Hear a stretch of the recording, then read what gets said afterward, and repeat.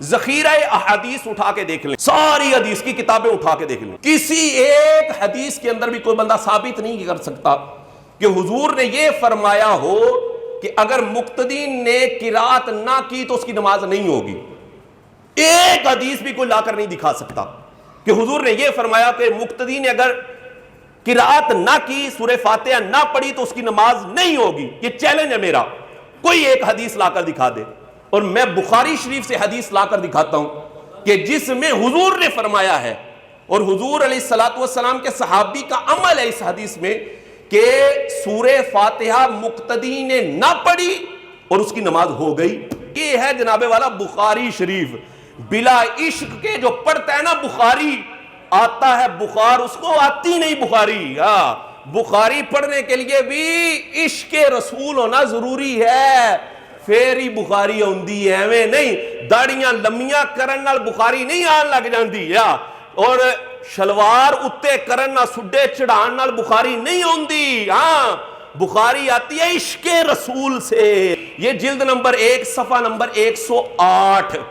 میں نے کہا کہ مقتدی نے سورہ فاتحہ نہیں پڑھی اور حضور نے فرمایا تیری نماز ہو گئی ہے، کیونکہ وہ امام کے پیچھے تھا۔ صفحہ نمبر 108 جلد نمبر 1۔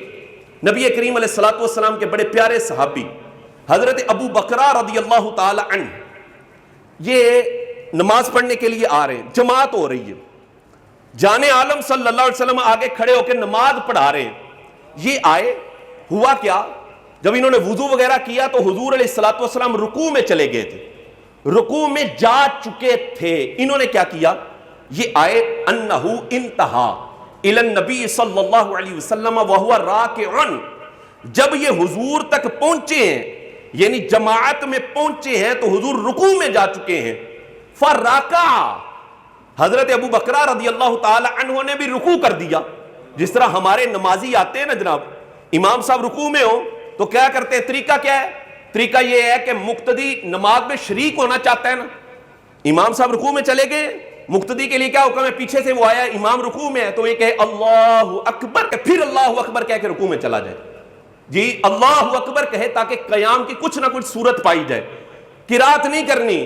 اچھا یہ وہ لوگ بھی مانتے ہیں، غیر مقلد بھی مانتے ہیں کہ اگر کوئی بندہ اس طرح امام کو رکوع میں پاتا ہے اور یہ بھی رکوع کر لیتا ہے تو یہ رکعت کو پا لیتا ہے، رکعت اس کو مل جاتی ہے۔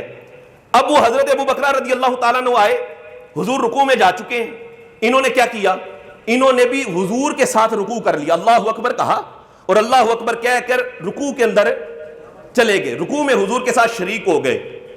قبل ان یصل الی الصف، قبل اس کے کہ یہ صف میں شریک ہوتے، یعنی صف سے پیچھے ہی کھڑے ہو کر انہوں نے بھی رکوع کر دیا۔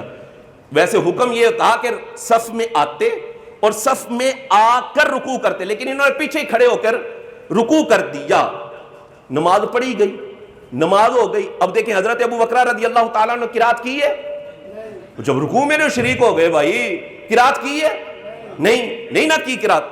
فذکر ذالک للنبی صلی اللہ علیہ وسلم، حضور علیہ الصلوۃ والسلام کی بارگاہ میں یہ پورا واقعہ بیان کیا گیا کہ حضور حضرت ابو بکرہ نے قرات نہیں کی تھی اور اس طرح آپ کو رکوع میں پایا ہے تو یہ بھی رکوع میں آ کر شریک ہو گئے ہیں تو ان کی نماز ہو گئی ہے، انہوں نے رکعت پا لی ہے۔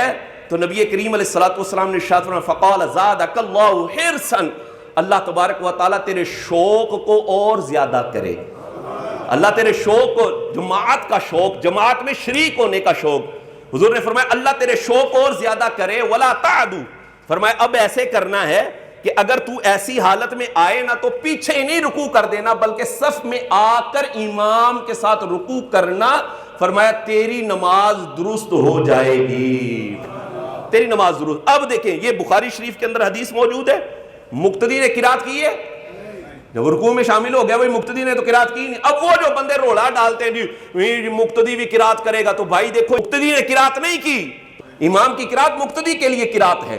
تو یہ اس سے یہی مسئلہ ثابت ہوتا ہے کہ جب بندہ مقتدی ہوگا، امام کے پیچھے نماز پڑھ رہا ہوگا تو وہ قرات